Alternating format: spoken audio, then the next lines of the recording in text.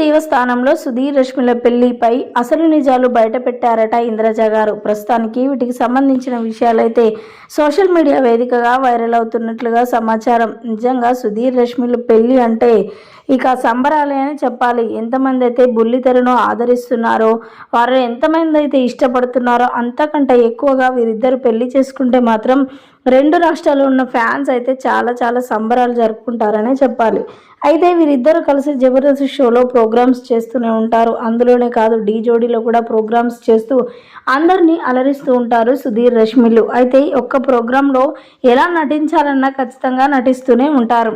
భార్యాభర్తలుగా ఎన్నో షోలలో కూడా చేశారు సుధీర్ అలాగే రష్మి. అయితే ఈ నేపథ్యంలో తిరుపతి దేవస్థానంలో పెళ్లి జరగడానికి గల కారణం ఏంటి అని చెప్పి ఇంద్రజ గారు కూడా మాట్లాడుకొచ్చారట.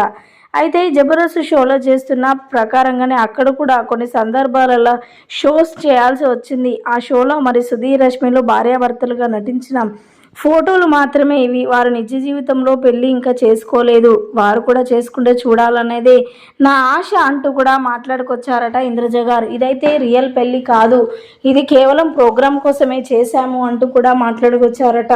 ప్రస్తుతానికి వీటికి సంబంధించిన విషయాలైతే సోషల్ మీడియా వేదికగా వైరల్ అవుతున్నట్లుగా సమాచారం.